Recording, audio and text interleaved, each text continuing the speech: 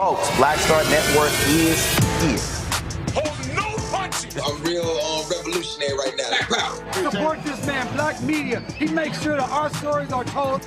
Thank you for being the voice of Black America, Roland. Stay black. I love y'all. All momentum we have now, we have to keep this going. The video looks phenomenal. See, this difference between Black Star Network and Black-owned media and something like CNN. You can't be Black-owned media and be scared. It's time to be smart. Bring your eyeballs home. You dig?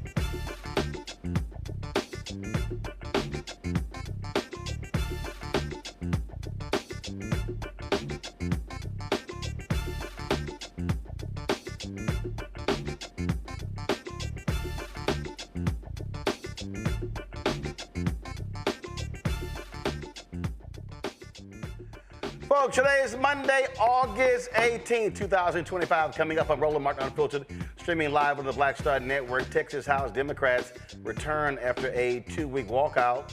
What do you think happened? Easy. Republicans passed the new maps that decimates black political power in Texas. We'll talk to 2 Texas state reps, African Americans, who were not there. Thank goodness. Donald Trump wants to keep rigging elections. Now he says he wants to get rid of voting machines and mail-in balloting. What an absolute idiot. Over the weekend, I was in Indianapolis for the Live Golf Tournament. I'll show you a couple of things that happened there. Also, Fit, Live, Win segment, we'll talk about breast cancer. And Spike Lee's new movie with Denzel Washington is out in theaters. We'll show you what Spike had to say about that. It's time to bring the funk on Roland Martin Unfiltered on the Black Side Network. Let's go. He's got it. Whatever the biz, he's on it. Whatever it is, he's got the scoop, the fact, the find. And when it breaks, he's right on time and it's rolling. Best believe he's knowing. Putting it down from sports to news to politics. With entertainment just for kicks, he's rolling. It's on go, roll, y'all. It's Roland Martin, Rolling with Roland now. He's funky, he's fresh, he's real, the best, you know he's Roland Martin now.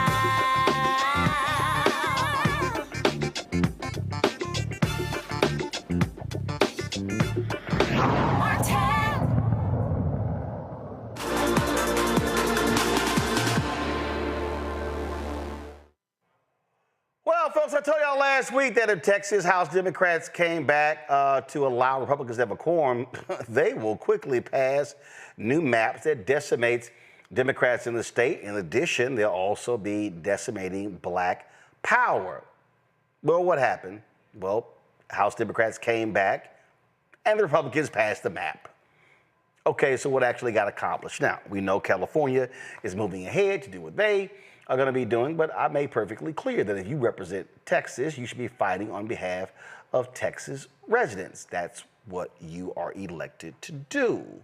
Now, a number of black lawmakers, not all, and trust me, I'm going to show the faces of those who did show up today for the quorum.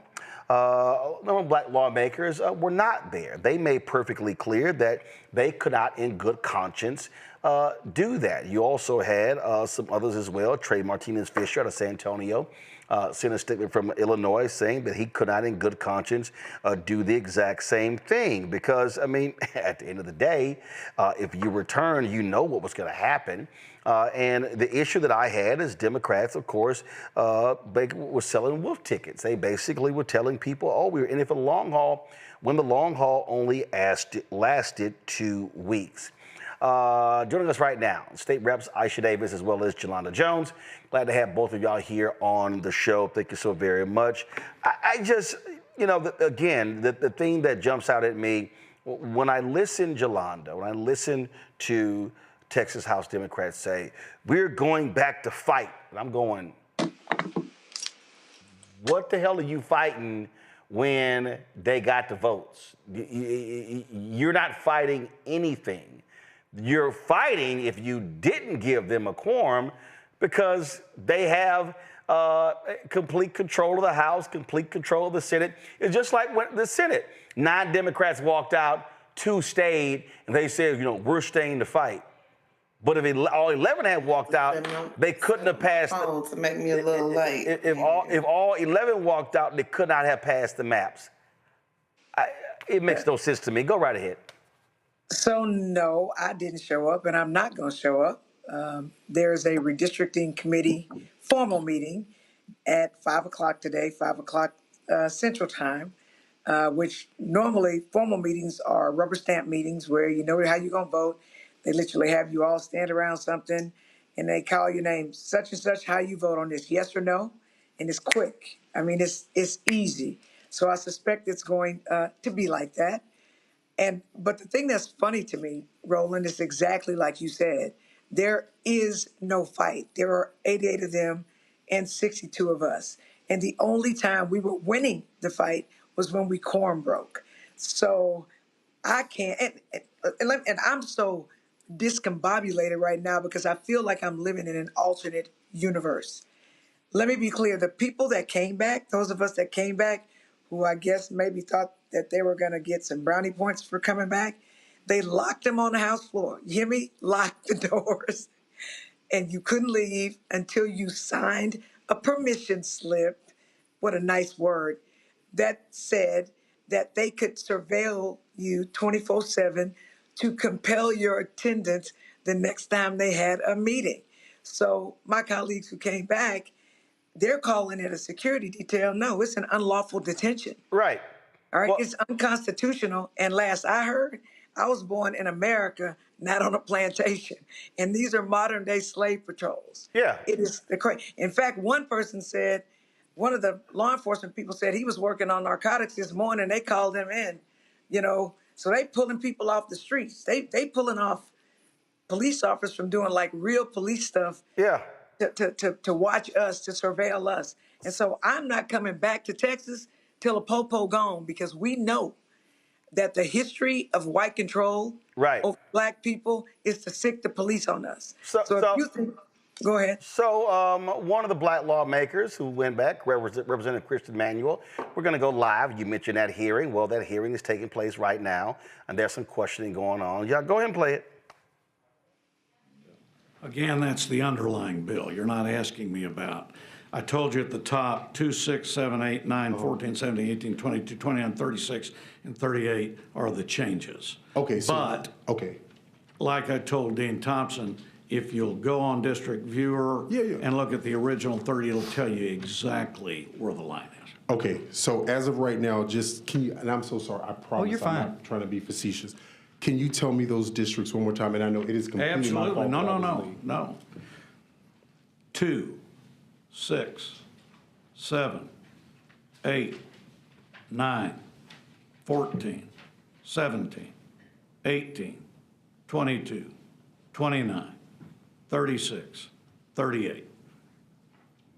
Okay, I'm glad you said that. So I have 2 questions because you answered my question. So there aren't any changes to 30 and 33. It's only to these lists from 2, 6, 7, 8, 9, 14, 17, 18, 22, 29, 36, and 38.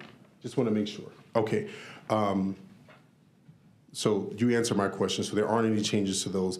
As it relates to CD9 and CD29, and I completely understand if you don't have the answers to it, because I know sometimes we just don't know.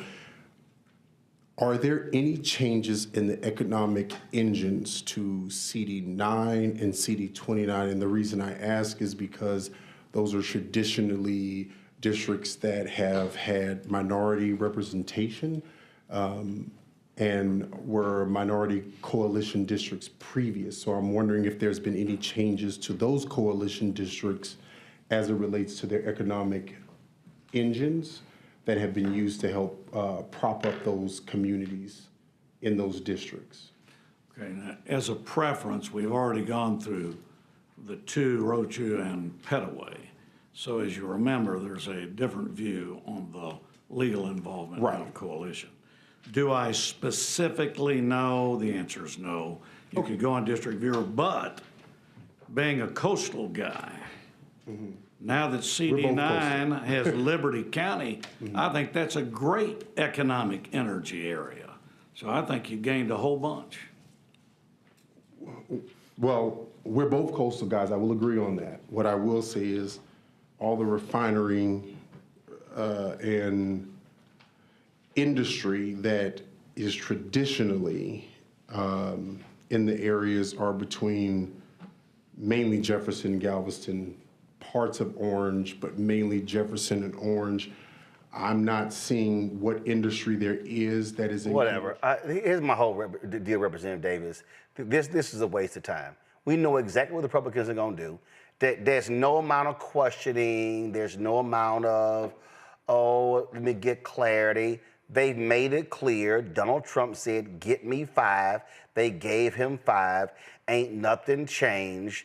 And so at the end of the day, when y'all did not allow them a quorum, they couldn't pass the maps. And I go back to if the two Democratic state senators had walked their ass out with the other 9, the Senate couldn't pass the map. So what black people are saying is, damn, can these Democrats find some guts and fight to the end? Representative Davis. Aichea, he asked you a question. Yeah. Oh, I can't hear him. Oh, you can't hear me? No, she can't hear you. Okay, all right.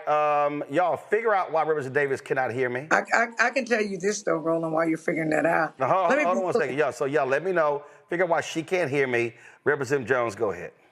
So I don't know why Todd Hunter, the person who filed the map, doesn't know what's going on. He can't answer no questions, okay?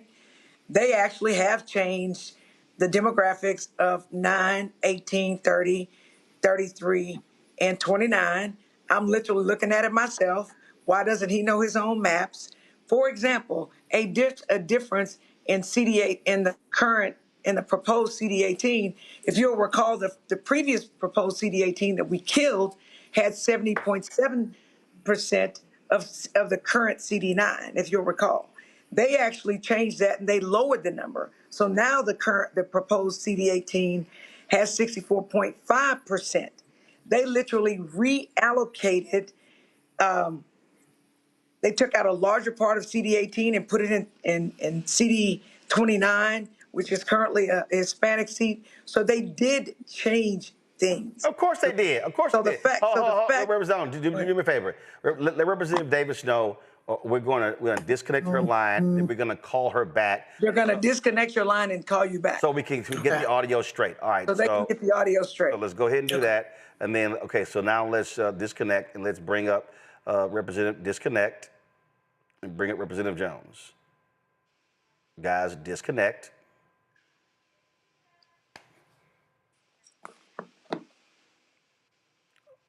Okay. Disconnect completely and reconnect, folks. So here's what I'm gonna do. I'm gonna do this here. Go to the hearing and then y'all fix this. Go to the hearing and then we'll fix this issue with the audio. Go to my iPad, let's go. 36 and 38, correct?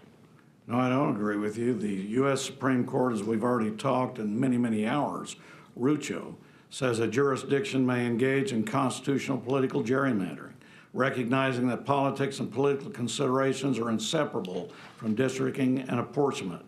It says that you can use partisan interests. It can use political performance. It indicates that this is absolutely a factor. This is a U.S. Supreme Court, and we are able to use that. It's the same premise that I provided in the prior presentation. Has the U.S. Supreme Court ever put a precedent on doing mid-decade redistricting? We've done it before. Well, no, I know we've done it before, but he went to jail. So that's the reason I'm asking is have they placed anything in there that says that? I don't agree with that. I think that's a remark that I would not agree with, to bring up somebody who went to jail. I can give you 14 other reasons why maybe the other side was wrong. I don't think we want to shoot at each other in the hearing. No. But you don't. I don't agree with that. There's nothing that prevents this congressional redistricting. No. And we could do it again. I'm not saying that. What I'm saying is I'm going to go back to the previous last hearing. Is my district was mid-decade redistricting in 2003, and because of that, Tom DeLay was sentenced to jail because there were things that he had done during that, and Tom DeLay's probably going to get me, so I pre-apologize. But this doesn't really have any.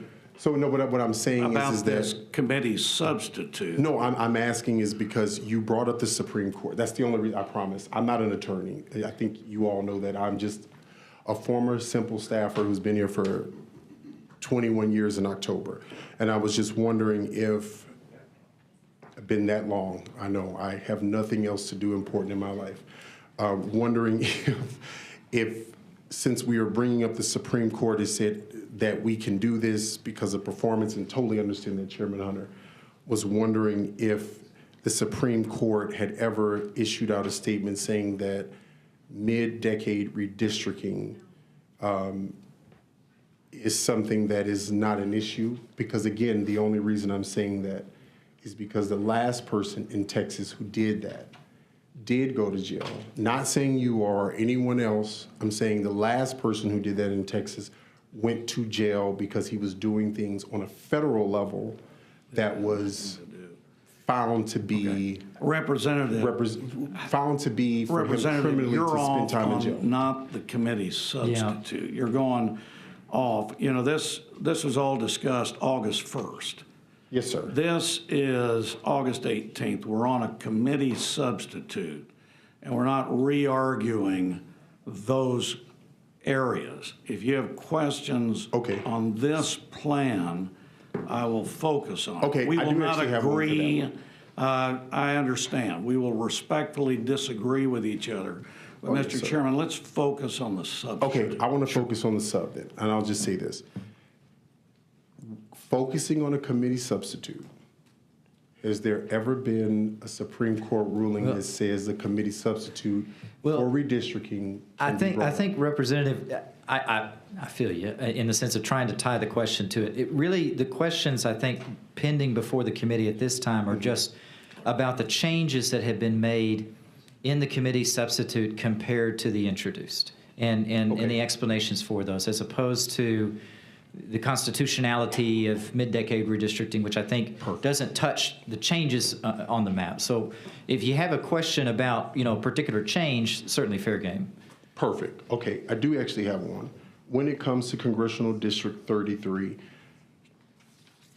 Chairman Hunter, would you mind, again, and I pre-apologize, can you give me the breakdown and the reasoning for Congressional District 33 changing from where it was to why, like why we're moving it or changing it to where it is? So on that one, Representative, so 33 did not change. So 30 changed. 30 did not change either.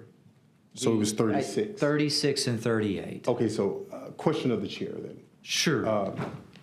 And please forgive my novice for asking this question. I thought that when we changed any congressional district, even by one voter, it changed every congressional district because we had to move people. Fair question. So maybe that's where I'm... So in what you'll see on your district view, and in front of you, Representative, if you'll see there's a handout that has at the top in red Plan C. Come on back. All right, so we should have the audio fixed. Representative Davis, can you hear me? Yes, I can. Okay. Isn't this really an exercise in futility? The Republicans are going to do what the hell they're going to do. And at the end of the day, had y'all held out, had y'all not given them a quorum, this would not be happening, and they would not be able to pass the maps. As I said before, we had to get the audio fixed. 9 Senate Democrats walked out. Two Latino Democrats stayed. And they were like, well, we couldn't hold out forever, and so we stayed to fight. I was like, you lost 19-2. What the hell kind of fight is that? And we know the same thing will happen at the House. We can, go and say whatever we want to against it. We can, but they're going to pass it. They're not going to entertain any amendments. They're not going to entertain anything we have to say. They were given a task, and that was to pass the map. That would give more Republican seats. That would take away Black voices and Black votes. And that's what they're going to do, and they're going to do it as quick as they possibly can. And that point, I mean, listen, it was very contentious over the last several days. Word came out Thursday. Of course, we covered this extensively on our show. Meetings were happening all weekend. And now we know what the real deal is. Now we know that there were Democrats who were afraid. There were Democrats who, hey, I'll only sit out one session. I'm not gonna do two. And what I don't understand for the last several days, word came out Thursday, guys. What I don't understand here, and it makes no sense to me, Representative Jones, why House Democrats somehow could not realize that y'all were actually winning the argument. and you have to build up momentum. And just because California announced what they were doing, it's not like, oh, okay, California's gonna change their map, so now let's go back because we've gotten other Democrats. No, your job is to fight for Texas. Let Governor Gavin Newsom do what he needs to do. So let me be clear. I 1,000% agree with you. But California cannot just change their maps. California will not find out until November 4th whether the people who live in California vote to actually change the maps. There actually was a poll that came out last week saying that 2/3 of Californians like it just the way it is with no mid-decade redistricting. So that's not a done deal. But I 1,000% agree with you that even if California is successful, and I hope that they're successful, I hope Californians vote to redistrict out every Republican. That still doesn't change the fact that we're going to lose 2 black congressional seats when we used to have 4. And Texas has the largest population of black people in the United States of America.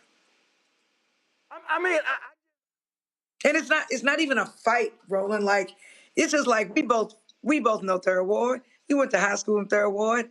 I'm from Third Ward. If we're gonna have a fight down the street, I might go down there as me and you. But if I know it's like 10 more people down there, am I gonna be stupid enough to go by myself? Hell no. And these people ain't even hiding behind the bushes. They literally like here, and you better show up. And it just defies logic to me that people are happy with winning messaging wars and getting people to talk about stuff. The only reason that people were talking about us is because we were winning.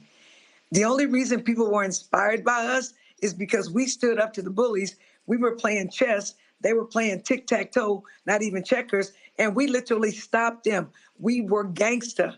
And now they're going back, and they've been under house arrest, for lack of a better word, grown, non-criminal elected people, and everybody's trying to figure out, well, how are we having a redistricting committee meeting at 5 o'clock? How did that happen? The second we gave them a quorum, they can do whatever they want to do to us, and they can roll over us, and that's exactly what they're doing.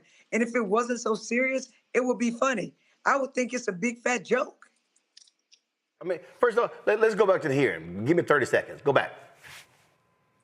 Historically underrepresented now in this moment that has had a very serious need and has been vacant by the time someone would take the seat over a year.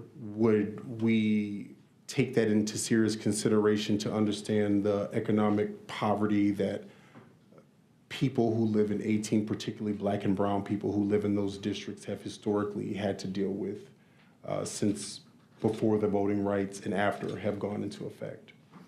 As I have answered, you'll have to go to the district viewer, look at the exact lines to see where exactly. Representative Davis, they're like, man, look, we done changed the lines, period. Listen, Representative Davis, people were giving money. People were saying, yo, man, let's mobilize, organize. My greatest fear here is that this action here stunts all of that. And my greatest fear also is that you're going to have black voters say, man, listen, if y'all can't fight, hell, why should I fight? You know, black voters have been holding up the Democratic Party for a while now. You have black women voting 90+% in nearly every race as Democrats. But when it comes to black matters, a lot of times that's not at the forefront of discussions. I have colleagues that are comfortable saying black, are comfortable talking about how racist the maps are. So they'll just say Republican, Republican, Republican. I have some colleagues who said, oh, you know what? I was going to be out for one special session. I never guaranteed you anything more than that. I didn't say I was just going to leave one session and then come back regardless. I said I was going to deny quorum so I can fight this map. And that's why I did not go back. So, you know, until we really start to value black people and not just our vote, not just knowing that we're going to come and vote Democrat, but I mean actually valuing black people and black communities, that's going to be something that Democrats are always going to have to struggle with. Absolutely. So, okay. So, all right. So we'll Roland, go go ahead. Final comment. Go ahead. Let me show you something. All you got to do, this is actually the latest map. Can you see it? It's on my phone. Yeah, we got it. Right. So my point is, it's easy for us to figure out how they chopped up the lines. It's easy for us. And I think what Aichea and I are saying is that we just wanted to know what the deal was before we quorum broke. Aichea, I don't know if you'll agree with me or not, but I, at least initially, didn't realize that we had enough people to quorum break, because when I was talking to people individually, there was a lot of hesitation. So I was surprised when we quorum broke. I was always down for it, but so I was thankful. What I didn't realize, and what I wish I would have been told before I made this decision, was that some people only agreed to quorum break for not even 2 weeks. Let's be clear, Roland. Today was going to be 2 weeks that we were gone. Today. So we didn't even make it 2 weeks. You keep saying 2 weeks. No, it's a day off. And I would have liked to have known that. And so if I'm a part of the team, you need to tell the whole team everything so the team members can make an educated decision. Because I don't like having to explain to people why we leaving after less than 2 weeks. And I have colleagues saying that was always the agreement. No, they didn't tell us that. They didn't tell me that, because I could have won a messaging board at home. I didn't have to come here. I could have stayed locked in my house, or I could have gone somewhere else. And so I feel bad for the American people, because I understand how they feel, because it's just like I'm them. I literally did not know all the information, and I was never going back. I never just agreed to stay gone for one session, and I never agreed to go into a fixed fight where we were going to lose. So when these bad maps pass and the legal precedent is not established, that ain't got nothing to do with me, because the only way we guaranteed a win was to stay gone. And they weren't even asking us. We wouldn't have even had to stay gone as long as they did the Montgomery bus boycott. So, and then they tried to get us all to come back, to give everybody cover. I'm not coming back.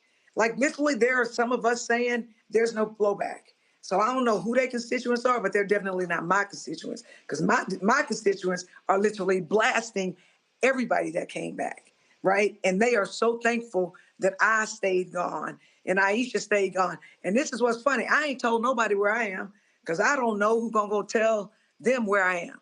So nobody knows where I am, because I just don't know who's bought and paid for. And I don't know who's Steven on Django Unchained. So I'm just not I can't do it. I understand. Well, we appreciate the both of you saying hell to the no, we ain't doing that, because, and I was clear, every Black Caucus member should have said, nah, y'all want to do this here, y'all go right ahead. But we are not going to knowingly and willingly attend our own lynching. And what we are seeing with this map, what Republicans are doing, is a political lynching of Black political interest, pure and simple. Representative Davis, Representative Jones, I appreciate it. Thanks a lot. Thank you. Bring in my panel, Scott Bolden, attorney here in D.C., Omekongo Dibinga Senior, professorial lecturer, School of International Service, American University. Glad to have both of y'all here. And we're going to be, and Zabor G is going to be joining us as well. Scott, point I made it, literally, like, why would I go to my own execution and accept your invitation and sit down and say, how you doing? I'm here. To fight. Shoot me. Right. Shoot me. Shoot the poison in my veins. Lynch me. Go right ahead. I'm here. Matter of fact, let me put the rope around my neck and y'all go ahead and lynch me. Well, Roland, I don't disagree with you, but you know I'm going to get lawyerly on you now. If they don't have the numbers and they sat out one session, what's a win look like, and what's the pathway to winning? That's where I get lost on this, because they've got constituents that they got served. Okay, tell me about that, because from the messaging, that's what's really missing. They could do this for a year, 2 years, But if you don't have the numbers, you don't have the numbers. So what does a winning fight look like? Okay, let me walk you through. So one of the state reps, he said this here. He said 51 House Dems could resign. He said what that means is the governor literally could not call. The governor cannot appoint 51 replacements. There would have to be 51 special elections. And you have laws in terms of when those elections would have to be, how long they would have to be. He said, so that was an option. He said, we haven't fully explored that. That's one. Two, in talking with them, there was some of the lawyers were saying, well, you know, they could have pushed this thing to May because the legislature could always change the date to qualify for the election. Here's what we know. Now, Grant, let's be real clear. The Supreme Court could do whatever they want to do, but the Supreme Court has a certain precedent, and I guess is it Purcell? Is that what it is? And so typically what happens? I don't know. Okay, so the Supreme Court has a standard that they use where they sort of lock maps in place. So what they often say is that even if a map has been ruled unconstitutional by a federal judge, they've said in the past, it's happened in Alabama and Louisiana, that, hey, voters have to have enough time to be able to choose their candidates. Candidates have to be able to hit the filing deadline to run. So therefore, we will lock the maps in place because there's not enough time. So let's take Louisiana. A couple of years ago, Louisiana passed their maps, and it was like February they passed the maps. Well, the Louisiana primary wasn't even till August. Supreme Court went, no, gotta lock them in place. So there are people like me, and there are other lawyers who said, so the filing deadline, the deadline to file to run for the congressional seats in 26 is December. So there are many others who said, hey, if you hold out until December, not May, until December, then all of a sudden that Supreme Court precedent comes into play, and then the Supreme Court, based upon previous rulings, would say, hey, wait a minute, Texas, you can't come in and change a map in January, February, because the primary is in March and the general is in November, even though Texas could always move the primary. So those are a couple of the options there. Yeah. The problem is you got weak-ass Democrats. No, we can't hold out. No, we can't hold out. Okay, but why not come back? If you're going to, this is the problem I have. Go ahead. That you haven't talked about. Why not come back, give them the quorum, let them vote, and then litigate the appropriateness of the map? You can do that. The ability to do it. No, hold on. You can no, and that is what their strategy is. Here's the problem. Here's the problem with that. Right now, the 2021 map, the existing map, is being litigated right now. It's 2025. So the problem is, I want you to follow me here. So the problem is, if you go for that legal strategy, they likely will have the proposed maps that get rid of 5 Democratic districts, that 2 of those 5, 2 are black districts. Those will likely be the maps for 26 and 28.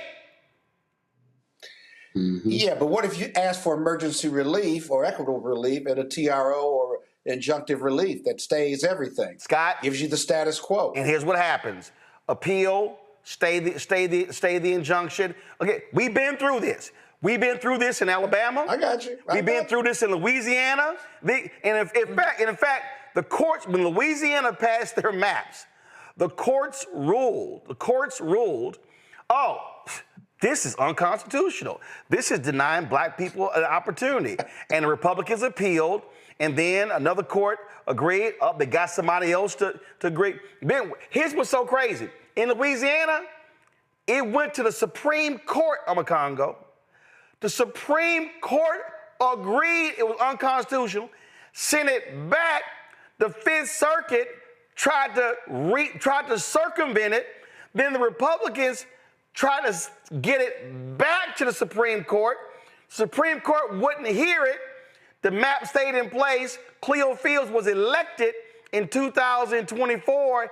Now the same Republicans are going back to the Supreme Court, and now but now they're using another legal argument, and now the Supreme Court has asked for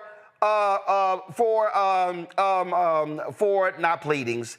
They've asked for documents, whatever y'all want to call it. Briefings. Explaining why coalition districts could be unconstitutional. So now you have the civil rights groups who are like, oh shit, they could literally rule coalition districts unconstitutional.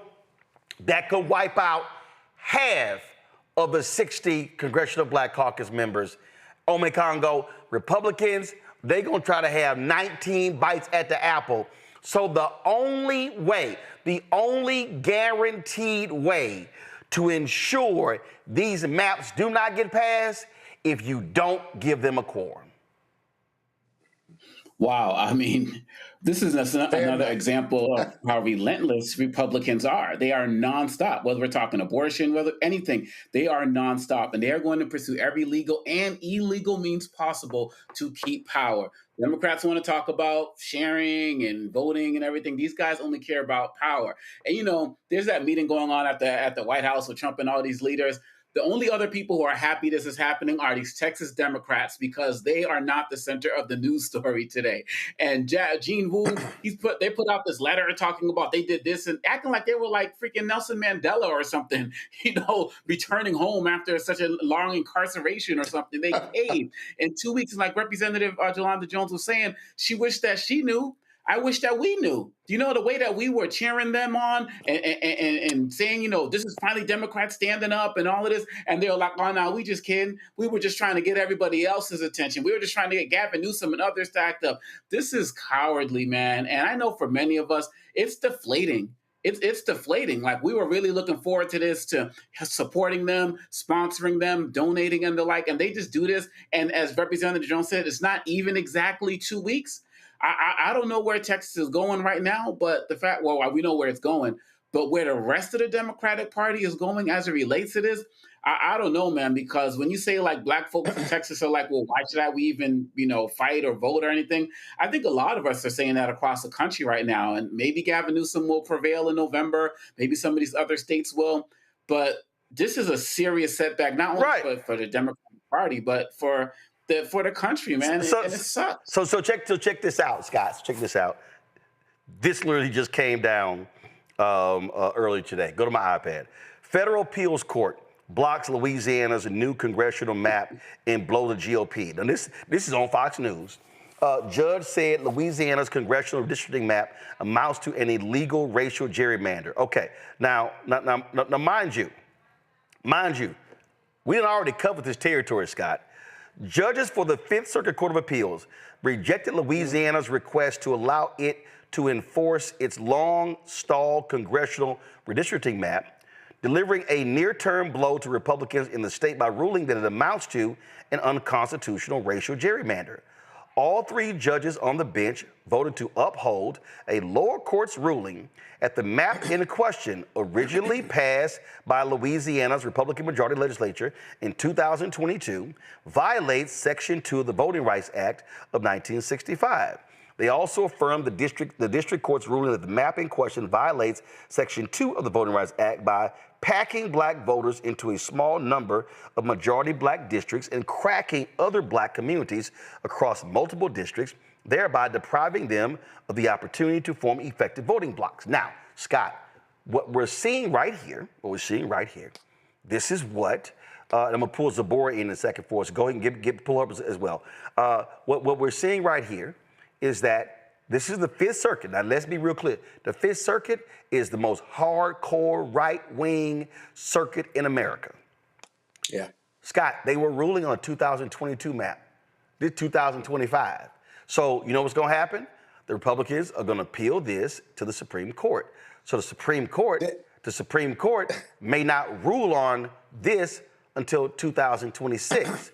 Or the Supreme Court will say, hey, keep the current map. See, again, remember why I kept trying to explain to Texas? The courts could say, hold up, lock the existing map in.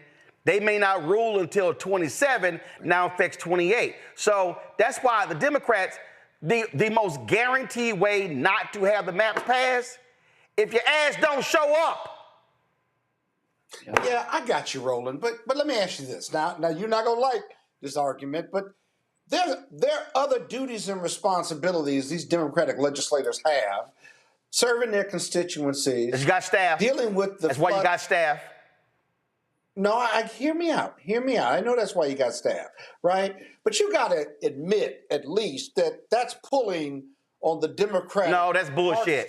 No, that's no. First of all, let me hold up. Let me be as there is other business. Hold up. Let me be real clear. Aren't you abdicating your responsibility? Nope, you're not. Staying away from the position. Nope, you're not. What do you say to those? Nope, you're not. Easy. What I say to those people. What do you say to that? Easy. What I say to those people, and y'all don't want me to cuss. I'm trying not to cuss, so I'm gonna give y'all 5. I'm gonna give y'all 10 seconds. I'm gonna give y'all 10 seconds to turn your TV down. 10, 9, 8, 7, 6, 5, 4, 3, 2, 1. 7, 6. Here we go. 5.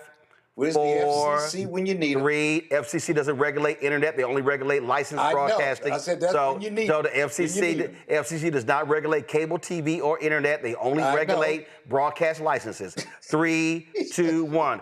Fuck they heartstrings. Oh God. Let me be real clear. Let me be perfectly clear. You have flood victims. No. Well, guess what? The Republicans should have put the flood victims first on. The Republicans have told us, Zabor, what their priorities are. Their priorities, and the Republicans said, we don't give a damn if 130 people died in them floods. That shit ain't important. We gonna do these maps first. That's what it's about, and this is why you have to stop it. Zabor, when you're in a battle, when you're in a fight, you empty your clip. What you don't do is fire 2 of your 24 bullets and then say, all right, I'm going to hand you the gun. Let's go on here and we'll go back. You don't do that at all. It doesn't make sense. This has been what we do in Texas, though. We're not taking on the power that we have as Democrats. We're running from it. We're being cowardly. And we're not standing in our power as Democrats. At the end of the day, when there was Hurricane Harvey and all of these other situations where Black individuals were impacted by natural disasters, they didn't make them a priority, and they showed it again now. They never make those natural disasters a priority. So I think it's really important that we focus on what can we do now. Clearly, our Democratic representatives are scary and are not going to do what they need to do to protect us. So we have to show up, keep applying pressure, make sure that these maps are not impacting us any more than they already have to. I think there's no way for us to get around the decisions that they continue to make to not hold the Republican Party responsible for the actions that they keep having. So in this same piece right here, I want y'all to see, hold on a second. This is what it says right here. The ruling from the Fifth Circuit, which has a reputation as one of the more conservative appeals courts, is a victory in the near term for the ACLU and other plaintiffs who sued to block the state's map from taking force. Still, any relief for plaintiffs from the appeals court ruling is likely to be short-lived. The Supreme Court in March heard oral arguments in Louisiana versus Callis, which also centers on the legality of Louisiana's redistricting map and whether race should be considered a factor in drawing new congressional districts.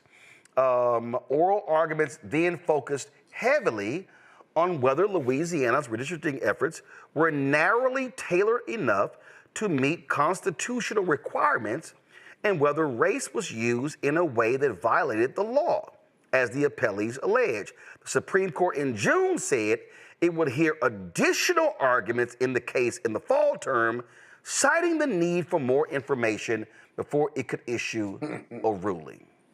Earlier this month, justices ordered both parties to file supplemental briefs by mid-September outlining in further detail arguments for and against Louisiana's proposed map and whether the intentional creation of a, I love this, Congo, and Scott, I can't wait to get your legal, whether the intentional creation of a second majority black congressional district, quote, violates the 14th or 15th amendments to the U.S. Constitution, unquote. So, Congo, the white Republicans in Louisiana are trying to use the Reconstruction amendments that were for black people now against black people for white people. Wow. Yeah. And they've been doing this for forever, right? They are twisting everything that we fought for, whether we're talking about the Civil Rights Acts, like they're using the basis of everything we fought for. Again, they're throwing it in our faces. And this is one of the reasons why Trump has been targeting all of these law firms, so people are going to be around to stand up and have our backs. I mean, there are many that have been fighting, but some of these big ones that have caved in, they're like, this is so outrageous, but it's in their playbook. They will take everything possible. And the fact of the matter is, when you think about how people are abandoning Texas black Democrats, and you talk about, this situation now in Louisiana and other parts across the country, they do not care. They will take language that we created, critical race theory, or slang terms like woke, throw it all back in our face. They will take constitutional amendments that we fought for that help give so many other people access to the American dream throughout time, where we can talk about, they will throw it all back in our faces and say, now we're going to use it to protect themselves. This is absolutely ridiculous, and it should enrage anybody who has not been active already, or who's been sitting there behind at home and not getting in the game right now, because this is absolutely atrocious.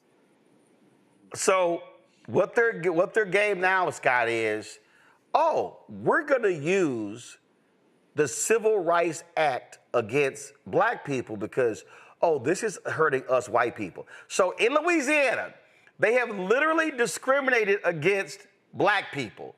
Matter of fact, hold on. I was just showing y'all.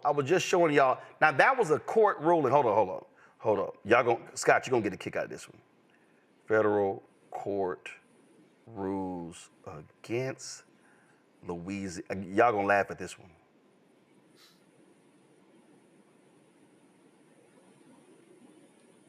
Hold on, here it comes. Okay, allowed, that's federal. So, Scott, you're gonna love this one. The same Fifth Circuit last week, go my iPad.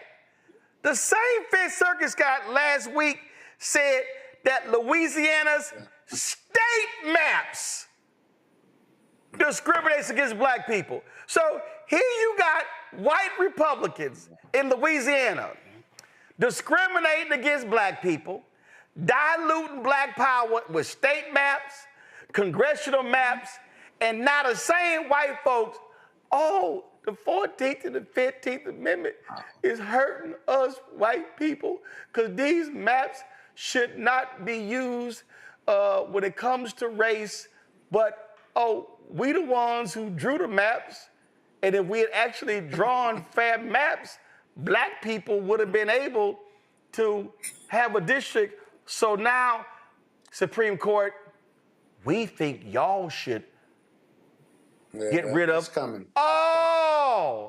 all districts where you factor in race, and that could wipe out literally half of the entire Congressional Black Caucus.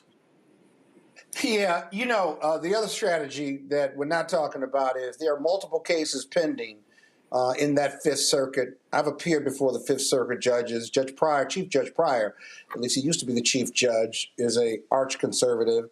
And there's several cases. You see, you pulled 2 or 3, but the strategy is to file several cases with different parties in order to get several rulings. And even if they're inconsistent, then they wind up at the Supreme Court. The other thing is this.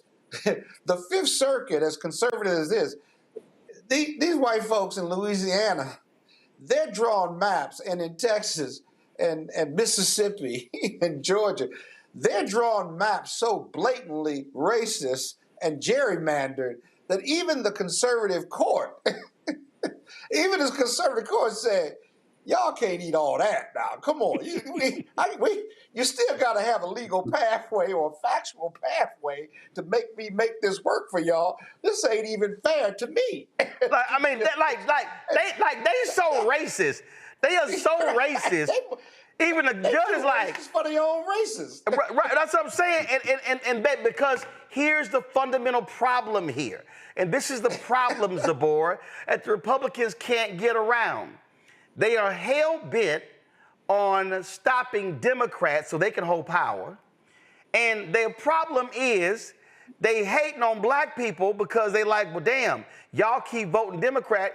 And it's because you some bitches, y'all ain't making no effort to even talk to black people. So it's like they mad that black people voting Democrat, and it's like, well, y'all ain't doing nothing. So your deal is, so we gonna penalize Democrats by penalize black people, because black people, y'all problem is y'all vote too much for them damn Democrats. If only y'all didn't vote for them. And my man Gary Chambers is watching the show, and this is what he sent me. Appellants argue Dr. Alford credibly determined that voting in Louisiana is mainly polarized based on politics, not race. They offer no rebuttal, however. I don't know who Dr. Alford or Dr. King is. So, Gary, you could tell me who these people are. And again, Gary has sent me like 3 different documents. And this shit is hilarious. Y'all, this stuff is hilarious reading this sort of stuff here. This is what it says. Appellants wait. They offer no rebuttal, however, to Dr. King's data, which showed that white Democrats in Louisiana prefer. Guys, go to my iPad. Come on, please. Thank you. Jesus, why? I shouldn't have to tell y'all I'm reading it. Doc, just go to it. Come on.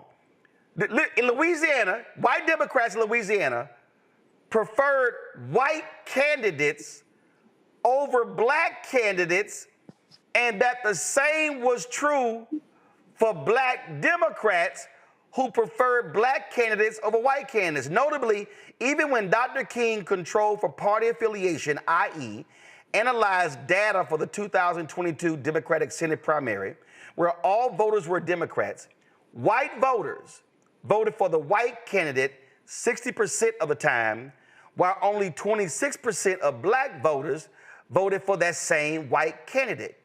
Contrastingly, in that same primary, nearly 74% of black voters voted for the black candidate, while only 40% of white voters voted for the black candidate.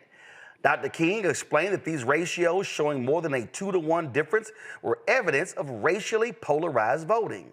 Similarly, Dr. Hanley analyzed this same data and stated that in every area, in all instances, white voters gave more support to the white Democrats than the black Democrats.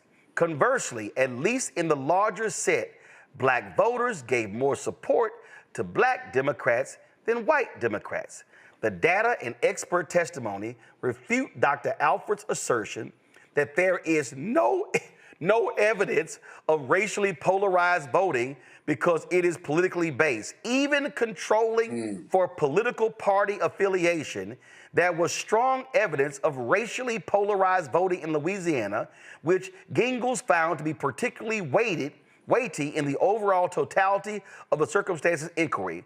Given that we afford great deference to credibility findings and that the district court's decision to credit Dr. Hanley's and Dr. King's analysis over Dr. Alford's is well supported, we conclude that the district court did not clearly err in finding that the factor weighs in favor of plaintiffs. What's crazy reading this is what they're saying, Zabor, and I'm gonna come back to Scott and finally coming from Ome Congo. What we got right here, what they saying, Zabor, is even the white folks in Louisiana are racist. And the black folk in Louisiana don't trust them white folk, so the black folks gonna vote for black people. So for anybody in Louisiana to say, no, we ain't got no race issue in the state, you done lost your damn mind. But that's why they want to attack research and studies and all of the funding that goes to make sure that we have this information so we can prove these points. Without the data and all of the attack that's on DEI and research and removing the funding, this information is super important right now. We need to know the numbers and how we're voting. And we already know it, but we need the information so we can continue to prove it, so we can fight all of these things that they're doing in their different silos. They try to keep the information away from us so we don't have the information to fight. But it's very clear. The white people in Louisiana, Texas, Alabama, Oklahoma, we're great for fueling population growth, but they don't want us to have political power to be able to actually change things that benefit Black people in a way that can elevate our communities. I love this one here, Scott. Again, I appreciate Gary Chambers watching the show and sending me the documents. I love this here, Scott. It says, more broadly, the state's theory would impose a limitless obligation on Congress to continually refresh its legislative record for any statute enacted under the 14th or 15th Amendments, including laws like the Family and Medical Leave Act, Title II of the ADA, and the Fair Housing Act. The state identifies no limiting principle for this claim, and we see none. The Reconstruction Amendments do not demand that Congress re-justify its judgments on a rolling basis. Scott, at the end of the day, these white Republicans in Texas are like, do we have to give these Negroes something? In fact, Scott, hold on, wait, Scott, hold on. And Scott, hold your thought. Reverend Dr. Frederick Douglass Haynes III is testifying in Texas. Go live now. Were between representation and those they represent, and their needs are met. That history that had been so ugly was solved once we saw the need to not crack and pack, but instead create opportunities for our communities to elect representatives. And again, here's the beautiful thing about this state and about this nation. It's not even about color so much as it is about your character and your competence. We love to misquote King, judged by the color of your skin, content of character, not color of skin, to use it as justification to do what King was not talking about. And so again, I get back to what you said. There's an ugly history that has been overcome by redistricting that actually gave the voice back to the people. And so for us to go against that right now is a violation of a legacy of fighting for justice. And I can just imagine LBJ, I can just imagine EBJ upset right now because of what we are doing to a people who were saying, well, not only do we want to suppress your vote, but we want to ensure that your vote doesn't count when you do vote.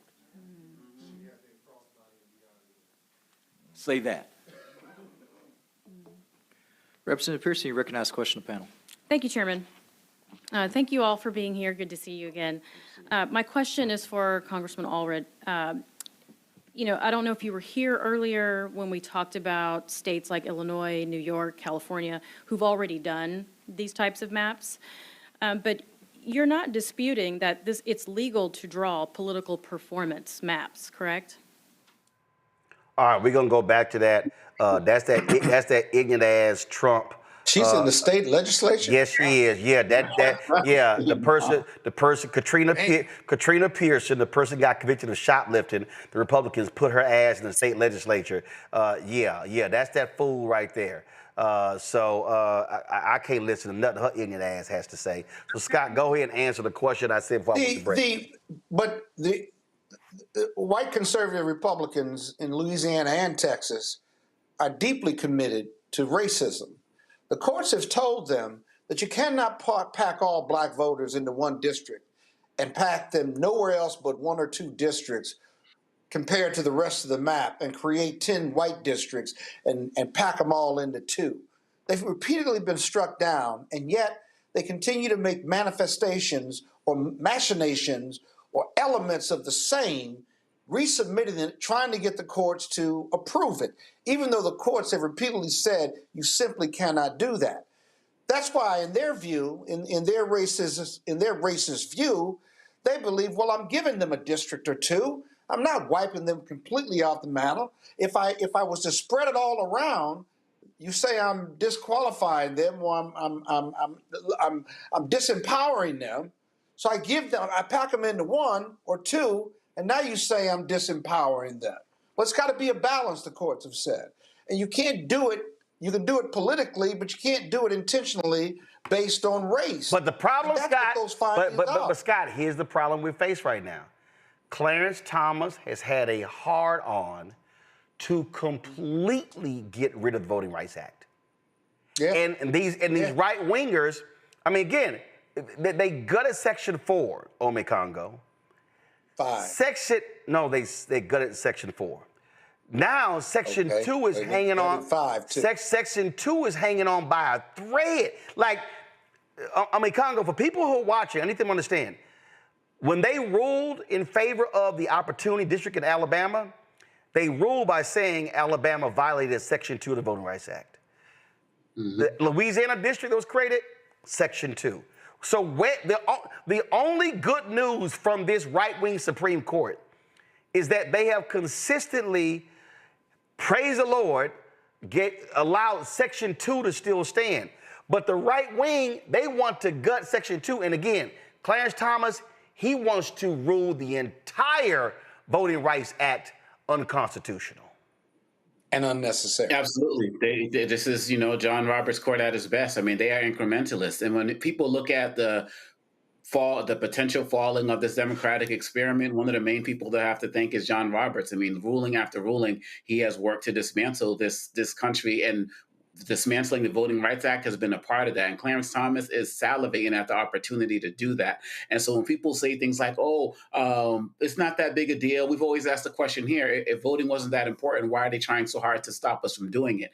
And we see that they will stop at nothing. When are these Democrats going to wake up? When are these legislators going to wake up? When are people going to have the ability to actually fight back? And I've said this multiple times. They talk about democracy dies in darkness. It dies in the light of day. And it's often given away by complacent people who don't know enough and don't give a damn enough about what's going on. These Republicans aren't firing a single shot. They are taking over this country strategically by using laws that were created for freedom to actually deny us of our own freedoms. And as soon as people get hip to the game, we might be able to do something, because if we don't get this rectified between now and 2026, it might be game over, Roland Martin. And I'm just happy that you are calling attention to this every single day, not even just when you're on the show, but in your social media and everything. And more people need to be doing that. This is more important than the meeting going on with Zelensky right now as relates to the future of this country, and it needs our attention. So here's, I need people to understand, and I pull this up, and this is the AI overview on Google, okay? So I need people to understand what this says here. There's some, and again, I need you to really pay attention, y'all, because this is the key. There is substantial evidence that Justice Clarence Thomas believes the Voting Rights Act is unconstitutional and seeks to limit or eliminate its power.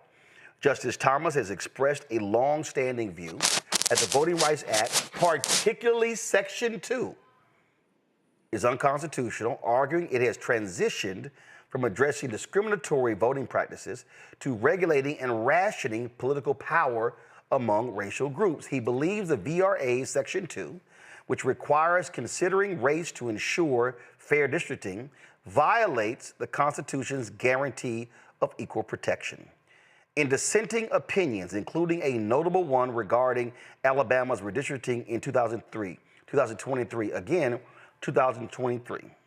I need y'all to understand, okay? Listen to me clearly, okay? 1 second. Guys, listen, because of the breaking news, we got to I don't want to have to do it, but I have to rebook our health segment. I don't want to do it, but because of this breaking news that's happened literally while we are live, I got to go back and forth to what's happening in Texas as well. But let me go back to reading this. arguing that it has transitioned from addressing discriminatory voting practices to regulating and rationing political power among racial groups. He believes that VRA Section 2, which requires considering race to ensure fair districting, violates the Constitution's guarantee of equal protection. That's 14th Amendment. In dissenting opinions, including a notable one regarding Alabama's redistricting in 2023, Justice Thomas stated the Voting Rights Act has no power to prevent racially discriminatory gerrymandering, and that he believes it only regulates the ability to cast a vote or get to the ballot box. Justice Thomas's views on the Voting Rights Act are shared by other conservative justices, including Justices Samuel Alito, Neil Gorsuch, and Amy Coney Barrett, who have advocated for a race-neutral approach to redistricting. In July 2025, Justice Thomas, Alito, and Gorsuch indicated a desire to weaken the Voting Rights Act by voting to deny a request to pause a lower court ruling in a case involving its enforcement. This is why this thing is scary. Zabora, then I'm gonna go to Scott, then I'm gonna Congo. Because what they're basically saying, Zabora, is, oh, we throw this out, there's no need for us. There's literally no legal precedent, no legal status, no legal reason for us to review. So y'all can just draw whatever maps. The reason we have power today is because of the Voting Rights Act, because they had to create these districts, because they were disempowering black people. And so what the Republicans want to do is they want to be able to draw, and I need everybody listening to me right now, what the Republicans want to do in Texas and Louisiana and Mississippi and Alabama, Florida, Georgia, North Carolina, South Carolina, Arkansas, Missouri, Oklahoma, Kansas, the nation. They want to be able to create as many majority white conservative Republican districts, and if they are allowed by the Supreme Court, they will literally wipe out black elected officials nationwide, school districts, city council, county commissioners, state reps, state senate, U.S. House. This, Zabora, is what Project 2025 was all about, what the Heritage Foundation was all about. And we were trying to tell black people when Hillary was running, y'all get over your feelings about that white woman, because they are trying to execute a strategy that will decimate black America. And what I've been saying, they want to defund black America and completely and totally destroy the political, the economic, the educational, the academic, the social infrastructure of black America. They have been doing this forever. This is nothing but Jim Crow 2.0. They're taking and trying to act like it's neutral and act like it makes it fair, but it doesn't do nothing but destroy our communities, destroy our political power, take away everything that we've worked so hard to have, and take away the ability for grassroots organizations to challenge these things, for us to be able to work as a community in the ways that we fought these things in the past. We're not going to be able to do that because they're giving all of that power to a political power that has shifted from at least having some of our representation to having none of our representation. So it's really just disheartening overall at the impact and the long-term impact that this is going to have if we don't do anything to figure out how to fight it. And see, Scott, again, this is why I keep trying to tell our people, stop watching this bullshit, stop doing the gossiping, understand what's going on. Here's another one. This is from the Constitutional Center. And that is, this happened in July 2025. Okay? It said right here, last week, Clarence Thomas targeted a major tool for challenging violations of our civil rights. And this time he got vigorous pushback from his colleague, Justice Ketanji Brown Jackson. The tool is known as Section 1983 of Title 42 of the U.S. Code. It originally was Section 1 of the Civil Rights Act of 1871, better known as the Ku Klux Klan Act, one of the most important civil rights laws in U.S. history. The act was intended to protect Black Americans from white supremacist violence in the post-Civil War South. Section 1983 allows an individual to sue a state or local government official who has violated his or her constitutional rights. A violation could involve freedom of speech, freedom of religion, due process, and more. It's not enough to allege a violation of the Constitution or federal law. The claim must allege a violation of clearly every established right. Okay? Right. Section 1983 claim was at the heart of the 63 decision in Medina versus Planned Parenthood of South Atlantic. Okay? Clarence Thomas, Justice Thomas, used his 13-page concurring opinion to focus on the court's jurisprudence on Section 1983, which he wrote bears, quote, little resemblance to the statute as originally understood, unquote. Section 1983, he argued, originated as a narrow Reconstruction-era statute, but has now exceeded its original limits. Now, Scott, what the federal lower courts had, it came started in Arkansas. In Arkansas, a lawsuit was filed that said, when it comes to voting cases, only the Department of Justice could file lawsuits. So what they argued, and the appeals court agreed with the Arkansas case, Scott, and it's on the way to the Supreme Court. They are arguing that the NAACP LDF, the Lawyers Committee for Civil Rights Under Law, the ACLU, Black Voters Matter, they are arguing that any group, any legal group, anybody, matter of fact, they are arguing that Scott Bolden does not have the legal right to file a voting rights lawsuit because you are not a member of the Department of Justice.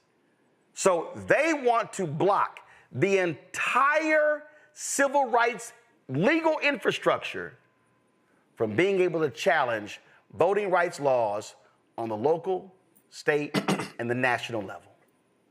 And DOJ, under this administration or any other white conservative administration, ain't gonna file a damn thing. Those cases usurp or turn on its head organizational standing, right?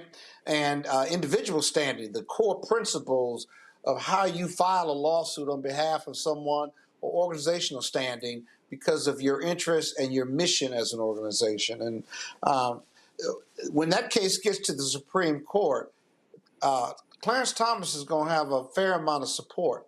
It'll be interesting to what Roberts says about that and whether he believes that's too extreme or not, because he'll have the 3 or 4 liberal judges on his side, but he won't have enough for a majority.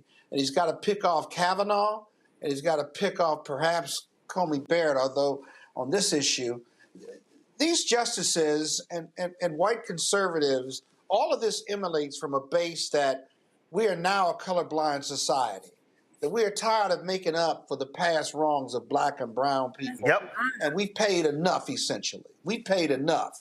And as a result, white America, is being discriminated against now. These laws are working against us, which completely ignores the socioeconomic and health disparities of black people in this country, and that the numerous lawsuits that are still filed, workplace discrimination cases and what have you.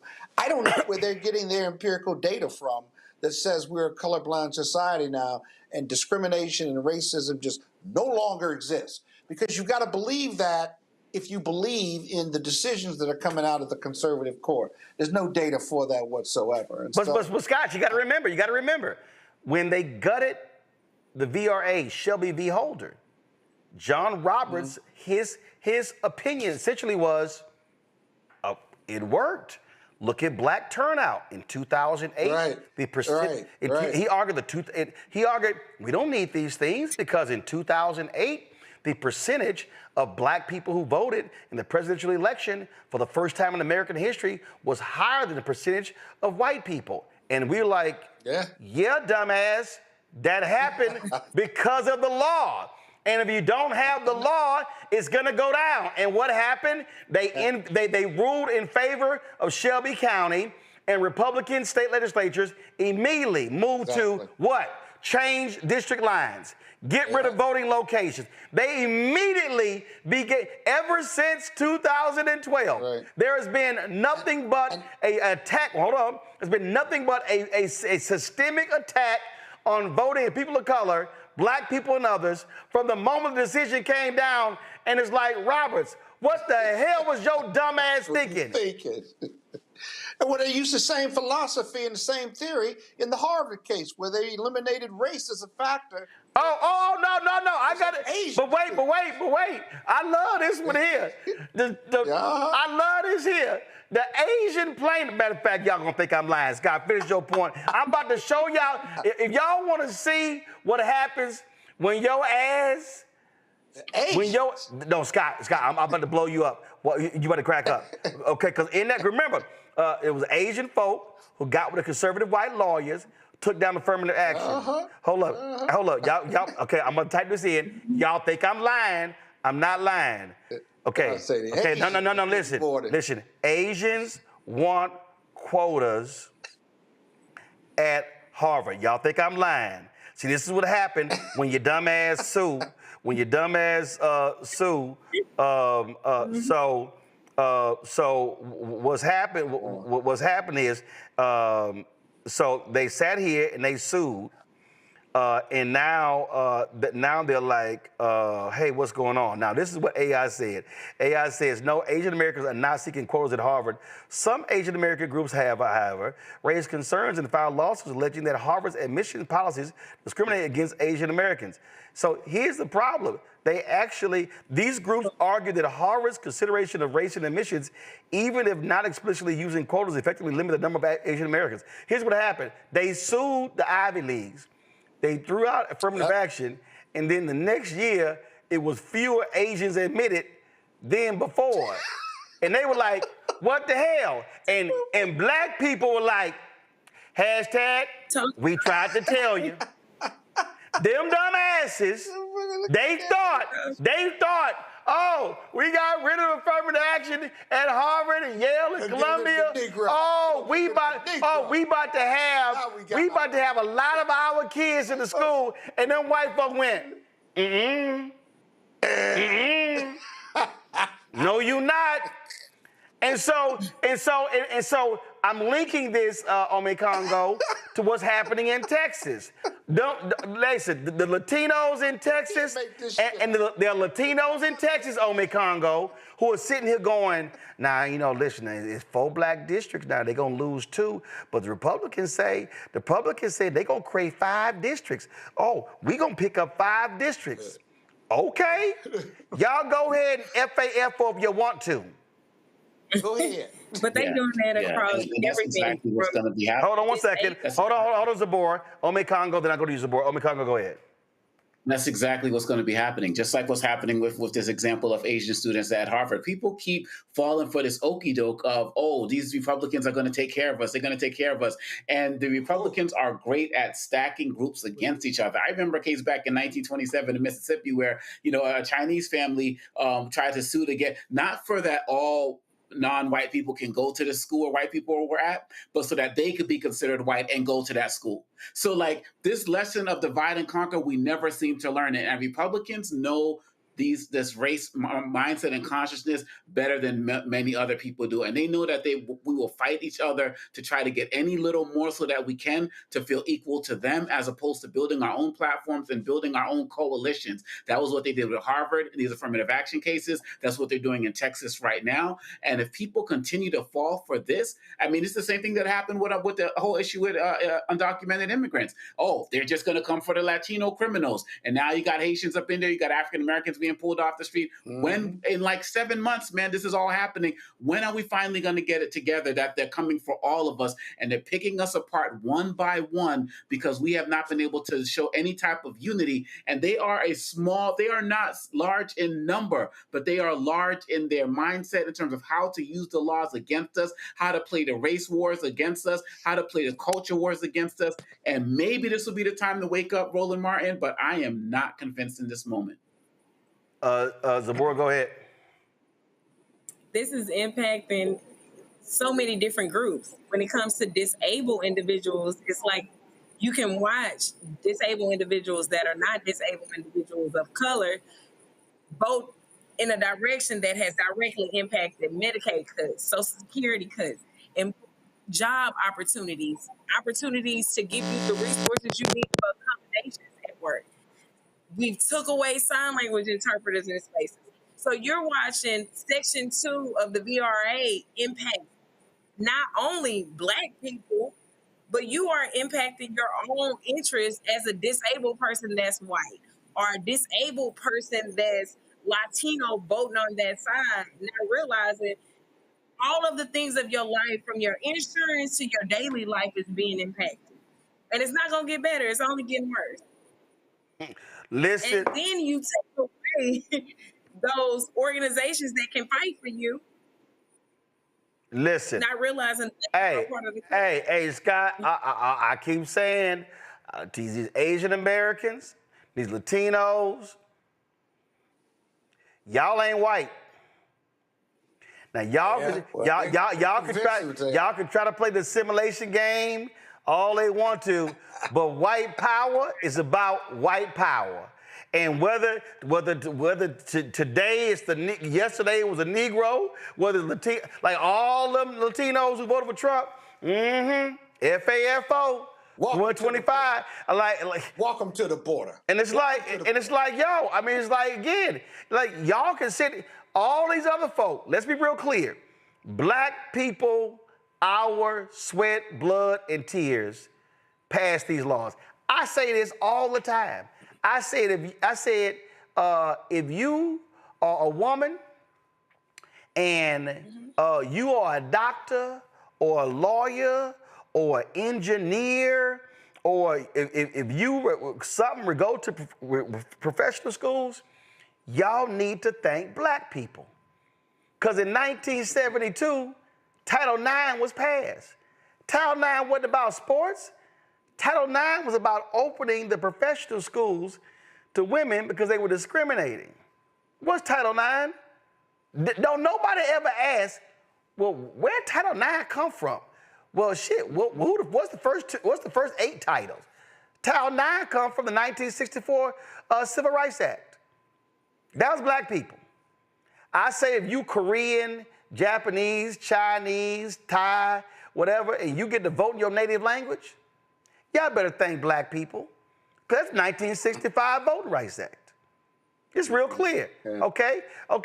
If all y'all can live where y'all want to live, y'all might want to thank Black people. That's the 1968 Fair Housing Act. You gay and you happy, you get to get married, go ahead and thank Black people, because that's the 14th Amendment Equal Protection Clause. That's one of the Reconstruction Amendments that was passed. If you disabled, and you are thankful for them ramps and other things that came from the 1996 with the American Disabilities Act, y'all better be thanking Black people. Because the American Disabilities Act comes directly from the 1964 Civil Rights Act. So here's the truth, whether folk want to accept it or not. If you have some rights in this country that are civil rights, thank Black people, because it has been Black people that has forced America, as Dr. King said, be true to what you put on paper. So these rights didn't just happen. Black people made these rights.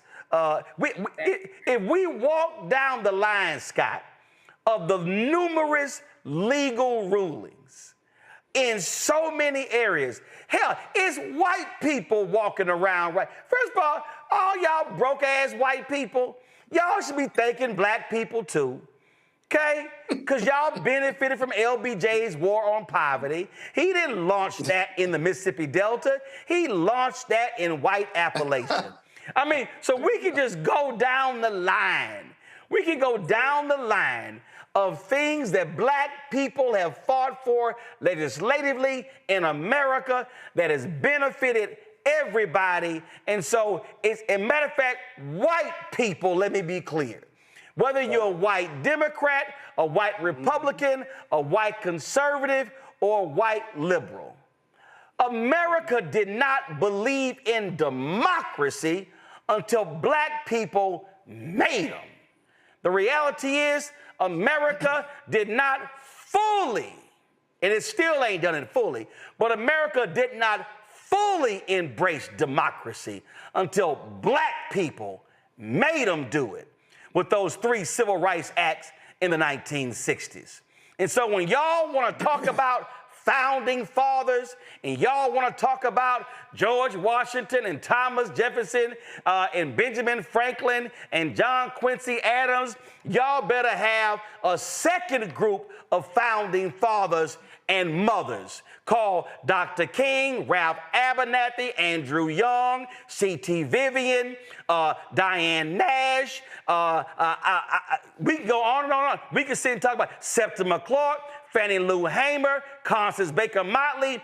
It was black people that made America be true to what they put on paper, because until then, they were not practicing what was on them goddamn documents. Scott?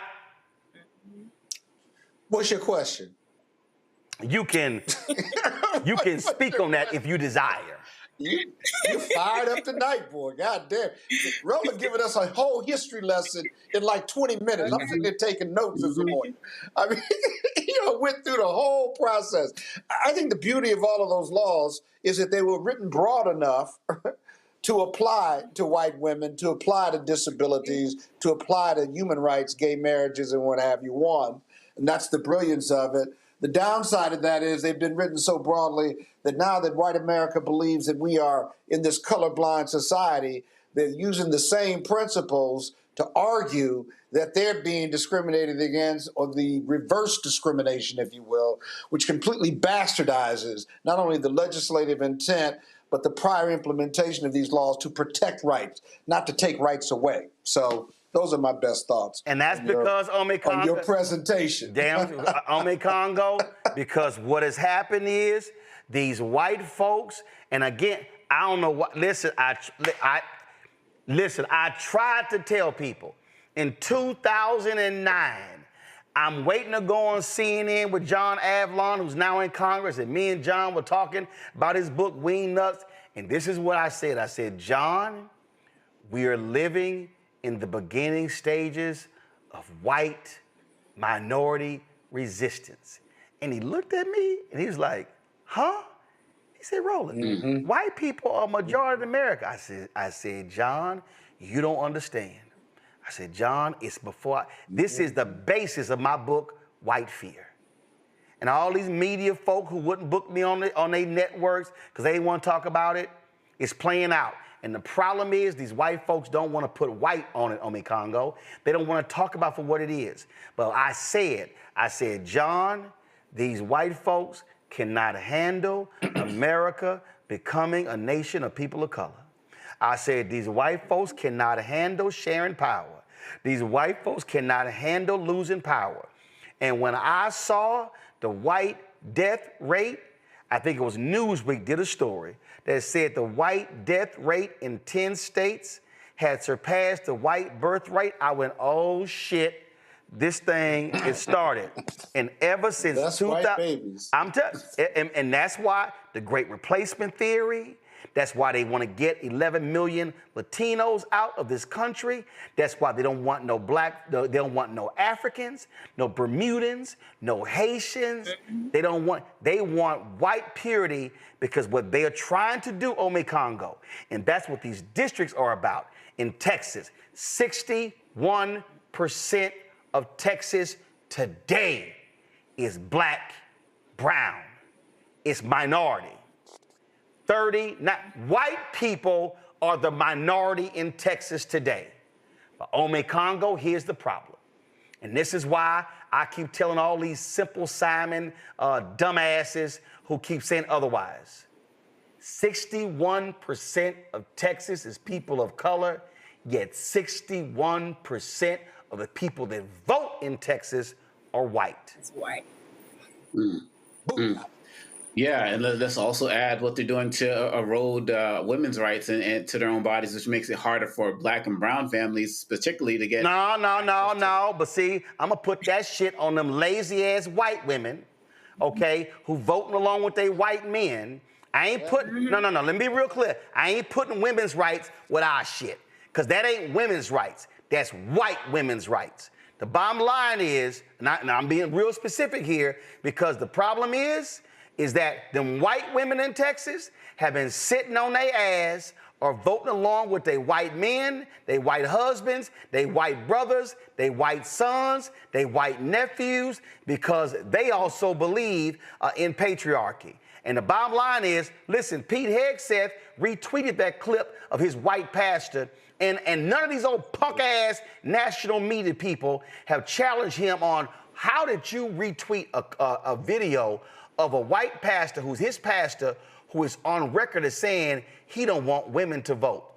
And see, and the reason I ain't putting black women in that shit, because guess what? Susan B. Anthony and the rest of them racist ass white women in the suffrage movement, they didn't want black women voting. In fact, she said, I'll be damned if a black man gonna have the right to vote before a woman has the right to vote. And that's why, what's that, Zabora? What's that poem Black women love quoting? Ain't I a woman? Y'all better go read on the backstory of that poem, because the poem was written not to men. She wrote that poem to address the racist white women who did not want to include black women in the suffrage movement. That's just a little bit more history for the folk who don't read. Ome Congo, go ahead.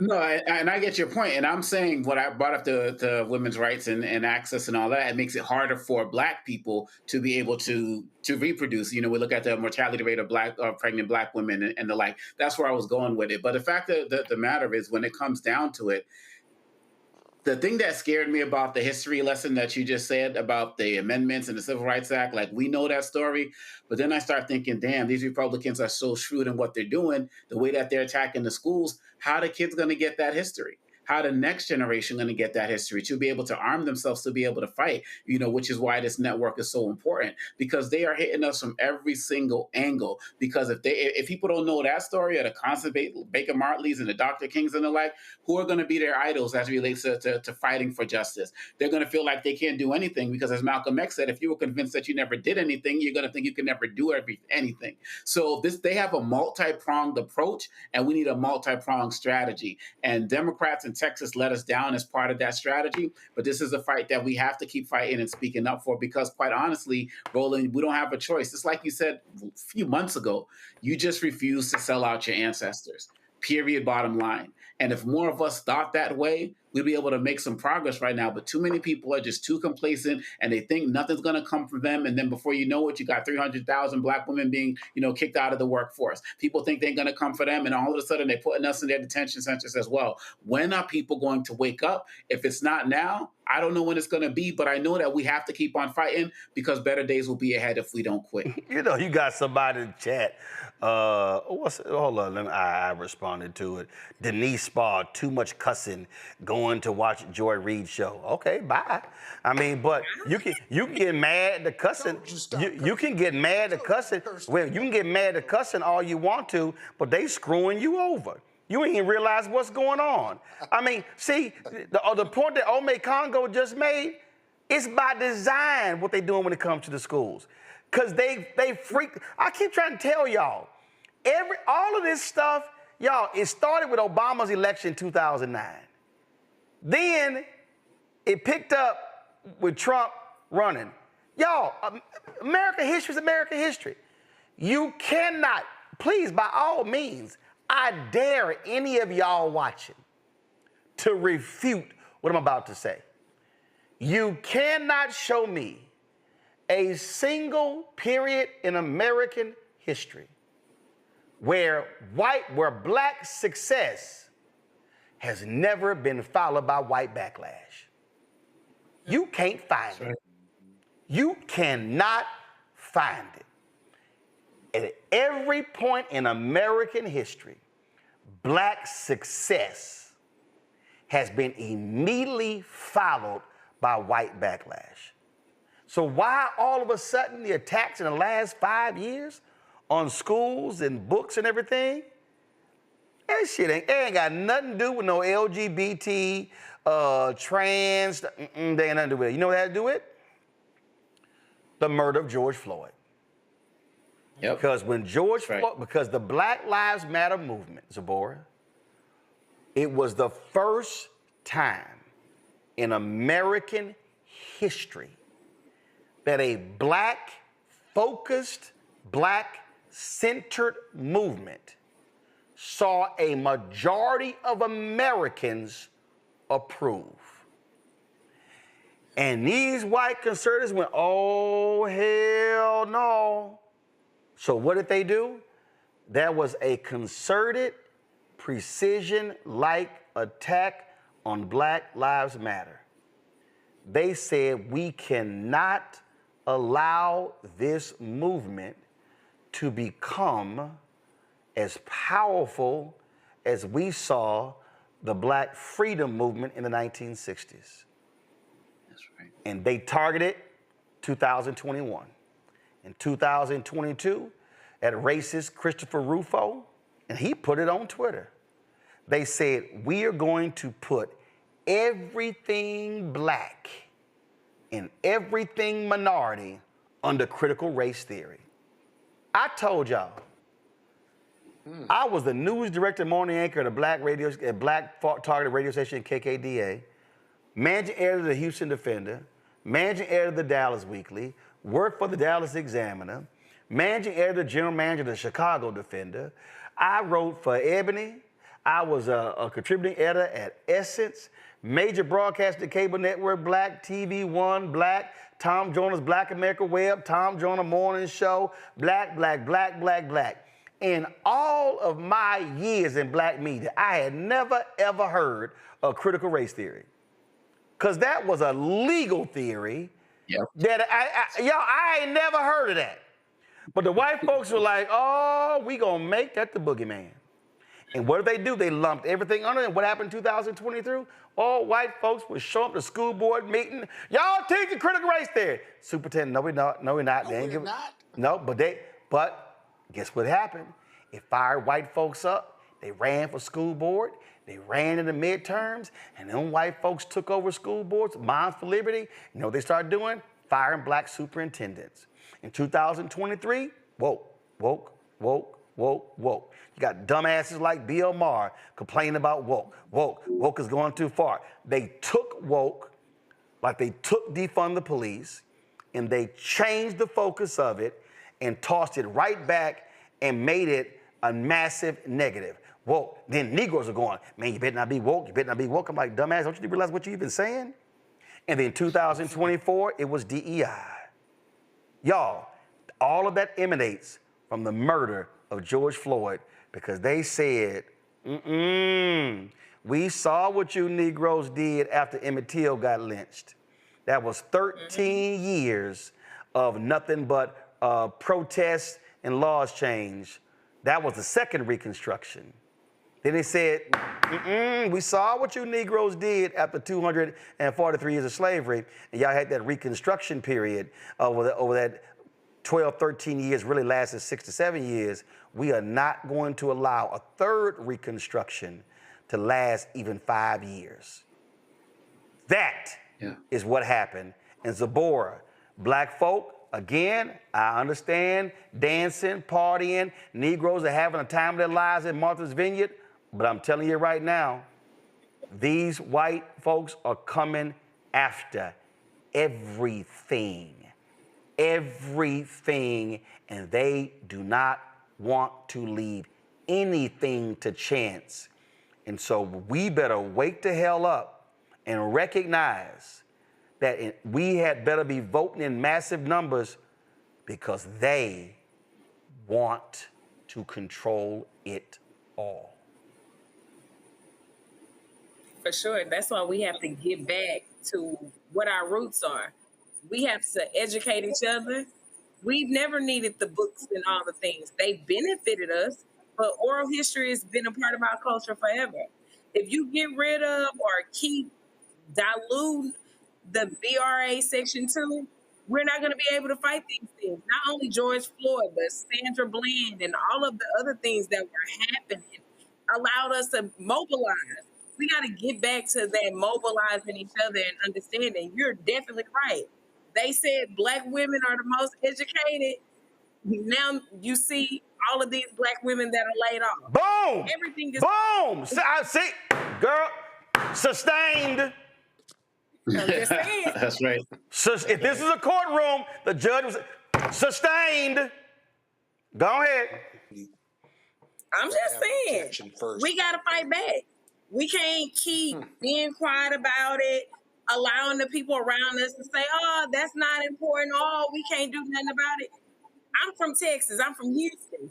If 61% of Texas is black people and we're not able to drive people in buses from the church to the polls anymore, they've been attacking our baby voting rights. If it wasn't important, they wouldn't attack it. Right. So it's time for us to get out there and do something about it. Well, in fact, 61% of Texas is minority, not black. And Scott, learn to go with the damn bit. Yeah, I heard your little petty ass say, well, an objection has to be made before the judge say sustained. Yeah, I heard your little petty ass. I don't miss nothing. But so you go with the damn bit. When you make a point, you say sustained. But go on here and make your damn comment. I respond to questions. You're just lecturing us tonight. No, I'm not. No, Scott. No, Scott. No, Scott. No. All of us tonight, Scott, we don't need a question. All of us tonight are trying to actually teach people who are watching. Okay, because the problem is folk are acting like, man, this really ain't no big thing. They don't understand. And so fine, since you need a question, damn. So I don't need a question. No, yes, you do. Yes, you do. You need a question. No, you need a question. So here's the question, since you're begging for a question. Explain to people what happens when you codify Jim Crow 2.0 and racism that's not dressed as that way. Explain what happens when you codify it into law, how difficult it is to overturn it. To decodify it, if you will. There you go. And you get an authoritarian democracy, which is essentially what we're living in. You codify racism, you devalue DEI. You know, DEI and the federal protections against race discrimination and discrimination against those protected classes, that's still on the books. But you see how Donald Trump and the Republicans in the House and Senate have bastardized it now, not just turning around DEI and making it a bad name, but speaking it into existence. The media speaks it into existence, and now DEI is a bad word, if you will. And so you get the Supreme Court, where the expansion of executive powers of this Trump administration, you see the lower courts, the Article 3 courts, are striking down his attacks on the unions, his attacks on getting rid of agencies, his attacks on schools, his attacks on law firms, right? Well, the Article 3 courts, the lower courts, are all, if you fight, you win against Donald Trump because it has no real legal basis, even taking over D.C. or federalizing federal troops to come in here when there is no crisis whatsoever.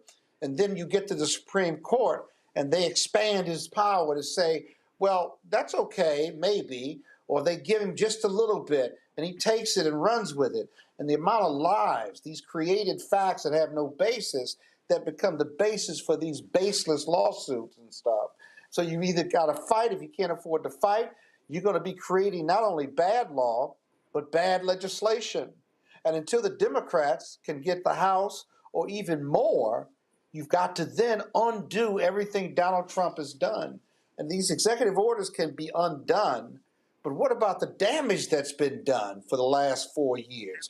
When they shut down the museums and they start telling lies about our story, and all they want is a white, pristine story about the history of America.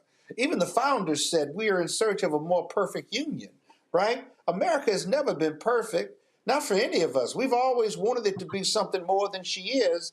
And we see in the last election with Donald Trump, she is who we thought she was. And she's still that person, which is why we are not in a colorblind society under any circumstances. And my biggest concern is when Trump doesn't run again, and be careful because he might run again. There are pathways to that. Let's not sleep on that piece and stuff. But if the Democrats can't take the House back, right? How do you undo 4 years or more of this whitewashing, of these lies that are being told? If you look at the history of authoritarianism in communities and societies in other parts of the world, Donald Trump is the strong man of democracy. And I use democracy with a small d because he's not respecting the democracy at all. And because we voted him in, we, America, if you will, not me, not you, but America's voted him back in, there's a real sense in this country that what was the fight for? And what are we fighting about? Because this was America's choice. Now, it was a close race, much closer than he would let you think, but he's the master marketeer. He's the master at lying and making it become the nomenclature of America, including getting us distracted from Epstein, where he clearly was committing acts that would not be appropriate, and I'm trying to clean it up. But we're talking about D.C. and we're talking about Ukraine, right? We're not talking about the Epstein files anymore. We may never go back and talk about them. So whenever something... Oh, yes, we will. Yes, we will. This administration. Well, I hope so. But whenever we go back, when do we get back to all these issues and the undoing? You could spend the next 4 years after Trump is gone, if Trump is gone, undoing the damage he's done across arts, culture, science, academia, legal, politics, social. I mean, they are a full court press on changing who America is as opposed to who they want them to be, which is a majority white, super nationalist theocracy in many respects. And see, Ome Congo, if you want to understand, and all these people may be saying, man, I just think y'all just doing a little too much. This is a media eyepiece. The disturbing rise of Nick Fuentes highlights dangers of alternative media in an anti-woke world. Who is Nick Fuentes?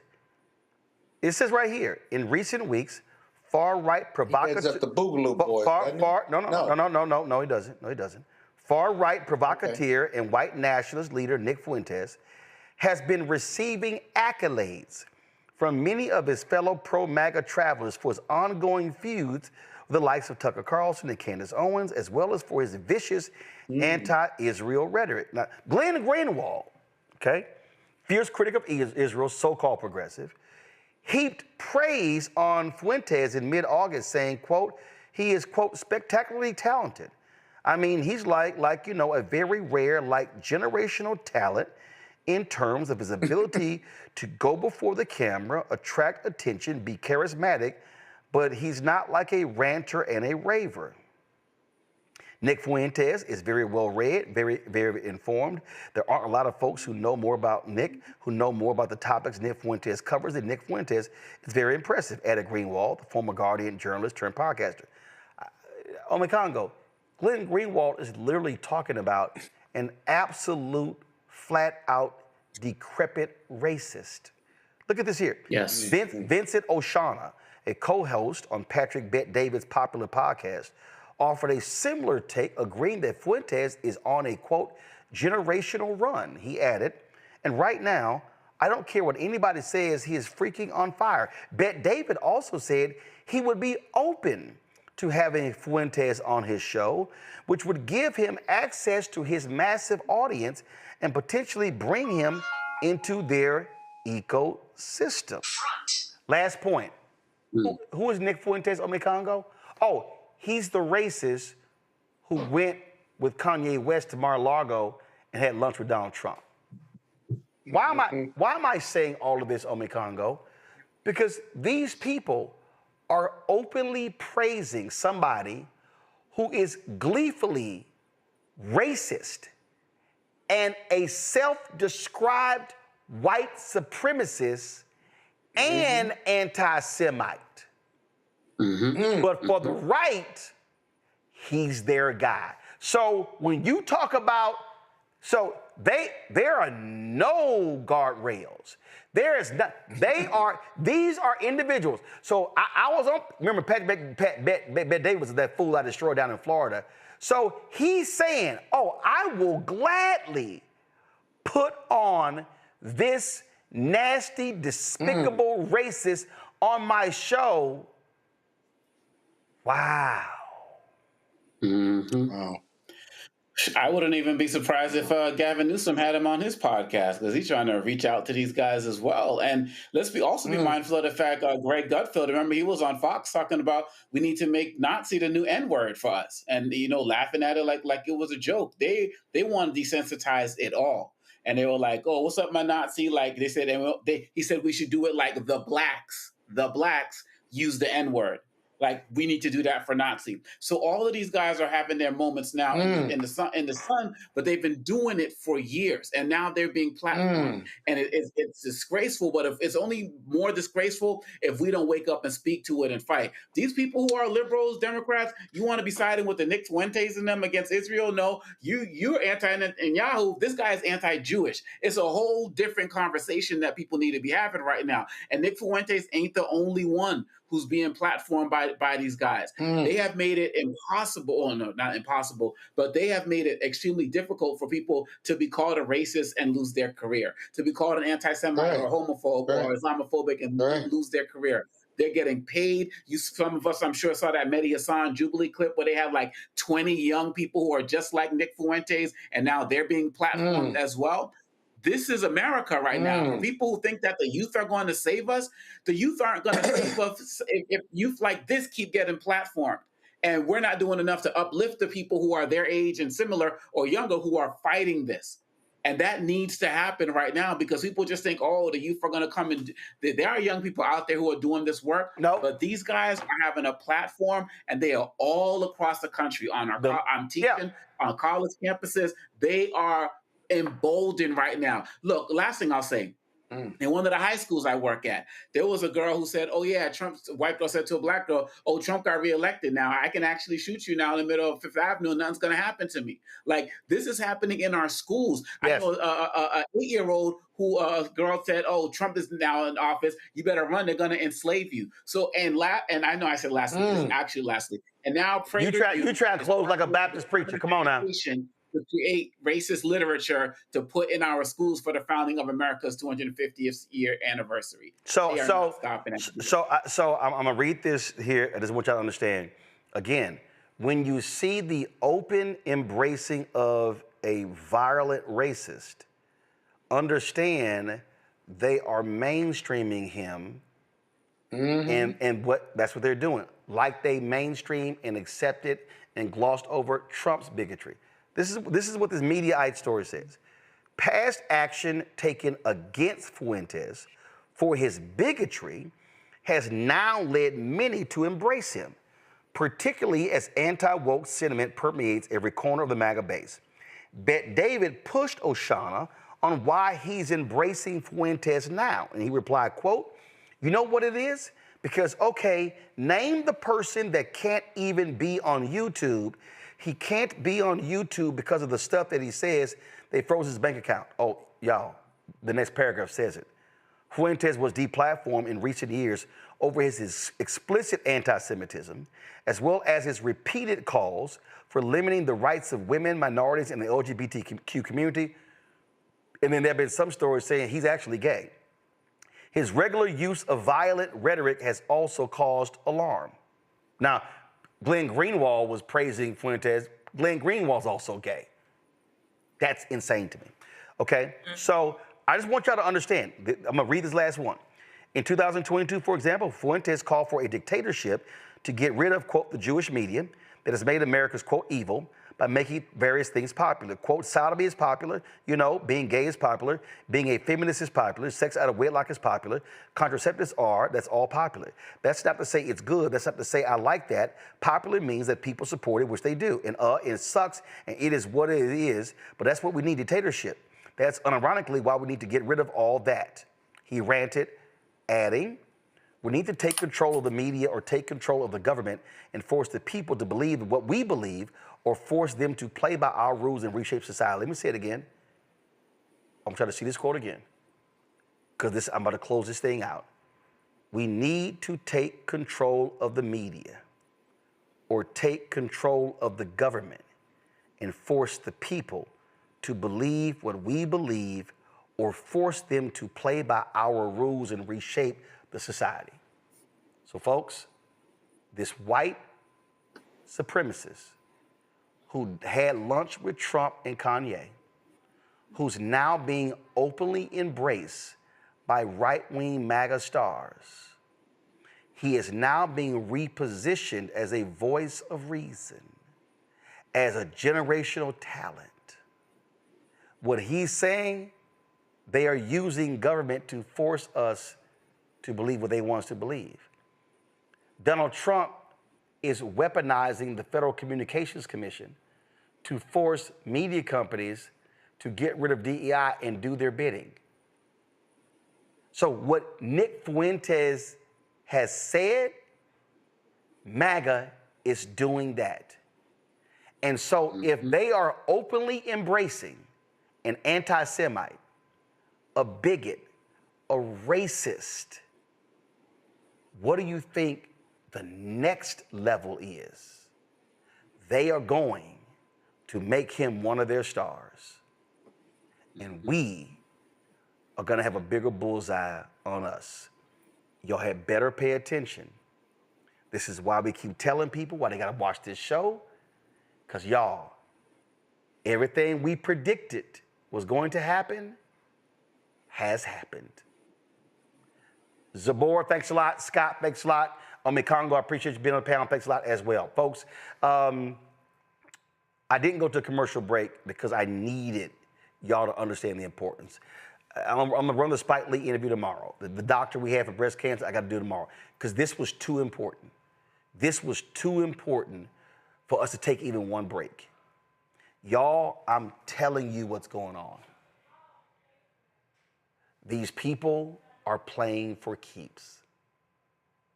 They may be smiling, they may be touting these black folks wearing MAGA hats, but they want to defund and destroy everything in Black America, everything that we have fought for since the end of slavery. They want it all back. And we cannot be silent and complicit as it happens. Folks, your support of this show is crucial. Ain't nobody else doing what we're doing. Nobody else is doing what we're doing. We're not going to stop.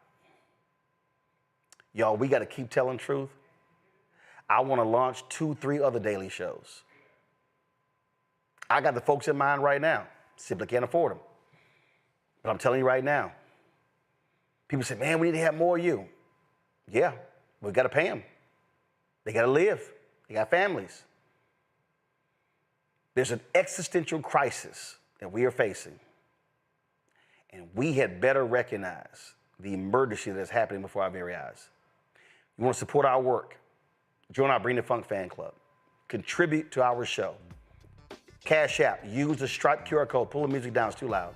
Stripe QR code, please. Use it right here for Cash App. Click the Cash App button to contribute. You can use the same QR code for credit cards. If you want to see a checks and money order, make it payable to Roland Martin Unfiltered. P.O. Box 57196, Washington, D.C. 20037 7-0196. PayPal is rmartin unfiltered, Venmo RM Unfiltered, Zelle, Roland at RolandSMartin.com, Roland at RolandMartinUnfiltered.com. Download the Black Star Network app, Apple phone, Android phone, Apple TV, Android TV, Roku, Amazon Fire TV, Xbox One, Samsung Smart TV. All of y'all in the YouTube chat, y'all should be hitting the like button, y'all. We should easily be at 3,000 likes. I don't understand for a second why we at 1,500. It's been more than 4,000 of y'all in there commenting all day. Folks, be sure to get a copy of my book, White Fear, How the Browning of America is Making White Folks Lose Their Minds, available at bookstores nationwide. Get the audio version I read on Audible. If you want to get our Black Star Network, Roland Martin Unfiltered swag, t-shirts, hats, mugs, you name it, go to shopblackstarnetwork.com. Go to shopblackstarnetwork.com for all of our merchandise. If you had ordered any stuff from Custom Spring and haven't gotten it, send us an email, and please, we'll work with you on that. QR code is right there for our products as well. If you want any of these Black-owned products that we have here, you see them on our set, go to shopblackstarnetwork.com for these Black-owned products because we support Black-owned businesses. And so here's your opportunity to support these Black-owned products. They're all right there on the website. Go to shopblackstarnetwork.com for our marketplace, shopblackstarnetwork.com for our marketplace. Come on, thank you. Come on, let's move it. And don't forget, folks, download Fanbase. We want, there's a black-owned social media app. We want to add another 1 million followers, million downloads to Fanbase. And if you want to invest, go to startengine.com/Fanbase, startengine.com/Fanbase. Folks, that's it for us. I appreciate it. I'm going to play some of the content from the Live Golf. Had a great time. Thanks to Scott O'Neill, their CEO. Thanks to AJ Calloway and his company. They invited us out. There were a bunch of other people who were there. I'm going to run some of that content later in this week. We have the Spike Lee interview, the other stuff. But we had to focus on this because it was just too important. Folks, I'll see y'all tomorrow right here. And yes, I'm wearing my John Lewis shirt. Get into good trouble, necessary trouble. That's what all of us needs to be doing. Folks, I'll see y'all tomorrow right here. Roland Martin Unfiltered on the Black Star Network.